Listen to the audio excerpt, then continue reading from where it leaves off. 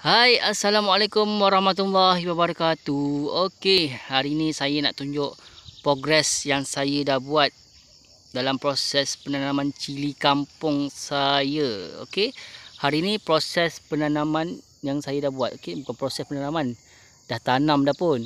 Saya dah tanam dalam lebih kurang 5 batas yang saya dah buat. Okey, boleh nampak proses ni, nampak pokok yang dah start tumbuh daun baru. Okey, ada juga pokok yang pokok mati juga, tapi tak banyak lah, 2-3 pokok je mati. And then pokok stres pun ada juga. Nak tahu pokok stres tu macam mana? Okey, dalam keadaan cuaca panas sekarang ni, pokok tu di hujung-hujung daun dia kering. Okey, macam ni saya tunjuk yang ni. Ini keadaan pokok stres lah. Tapi tak apa, dah start tumbuh daun baru tu. Ini proses penyesuaian pokok dalam keadaan panas.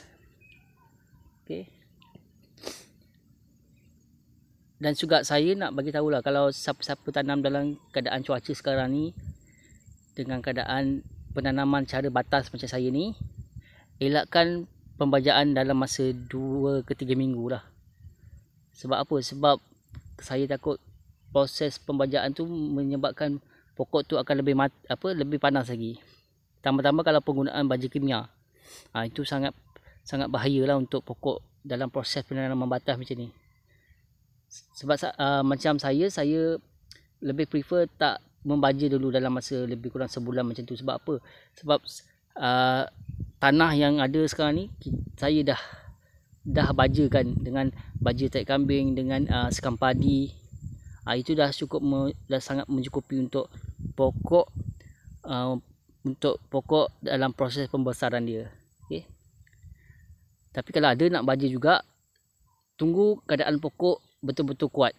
Macam mana nak tahu keadaan pokok betul-betul kuat? Okey, tunggu keadaan pokok daun dia tak layu bila dalam keadaan cuaca panas. Itu menunjukkan pokok itu dah dalam keadaan kuat dengan cuaca panas. Okey, boleh baja kalau dalam keadaan macam tu. Tapi kalau dalam cuaca panas pokok tu masih lagi layu, elakkanlah membaja dulu. Okey, saya takut pokok tu akan lagi panas bila kena baja. Jangan risau kalau buat batas macam ni, pokok tu dah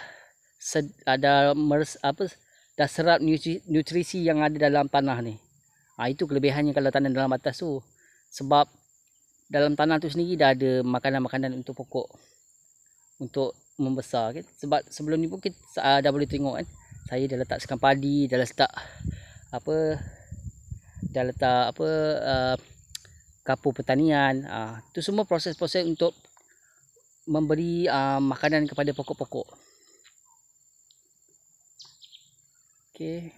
Ada juga pokok mati, tapi tak ada masalah lah tu. Sebab dalam keadaan cuaca sekarang yang memang cuaca sangat panas lah.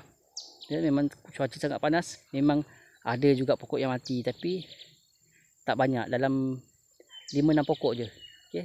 Sebab kita bukan tanam 100-200 pokok, kita tanam beribu pokok. Jadi keadaan tu kita akan alami lah pokok mati. Jangan risau, sulam je. Tu sebab saya bagi tahu itu hari, kalau tanam kalau semai anak benih, biar anak benih tu lebih, boleh kita sulam mana-mana yang pokok yang mati tu. Okey.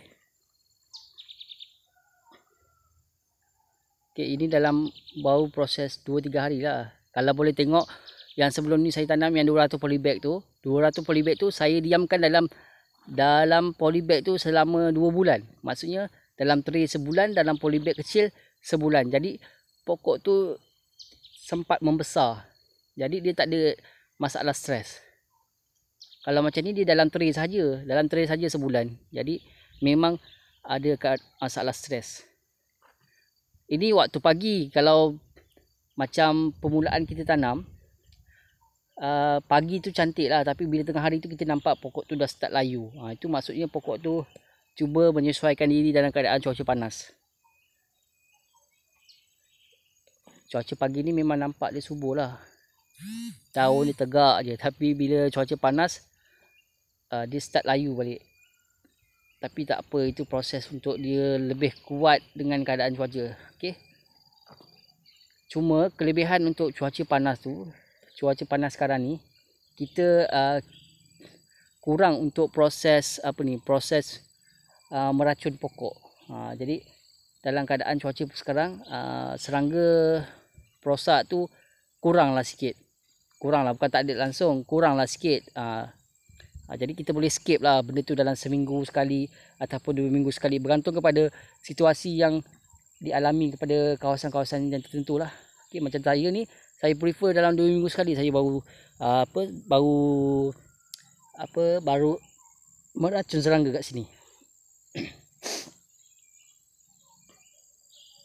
Macam kalau cuaca hujan pula, memang dalam masa 2-3 hari kita tanam, kita dah kena start racun serangga. Sebab bila keadaan hujan, pokok tu lebih terdedah kepada masalah kulat, lebih terdedah ke masalah serangga. Sebab cuaca lembap kan, serangga suka dalam keadaan lembap. Jadi kalau macam keadaan sekarang ni, masalah tu diatasi dengan lebih baik lah. Sebab dia kurang macam mana, maksudnya kurang didatangi masalah serangga. Okay, cuma kena sentiasa peka lah tengok dalam keadaan sekarang ni ada tak. Kalau ada yang masalah yang start terserang serangga, boleh dah start meracun serangga. Okey, baiklah, sekian dululah update saya untuk kali ini. Akan datang saya akan videokan pula proses pemasangan piping. Saya akan detailkan pula satu video untuk proses pemasangan piping, apa yang saya gunakan dalam proses pemasangan piping tu. Okey, macam sekarang ni mudah sahaja kan, sebab proses penanaman ni tak ada masalah pun. Saya rasa semua orang boleh buat kot. Okey, baiklah, jangan lupa subscribe video saya, Izhar Jalil. Okey, assalamualaikum, bye bye.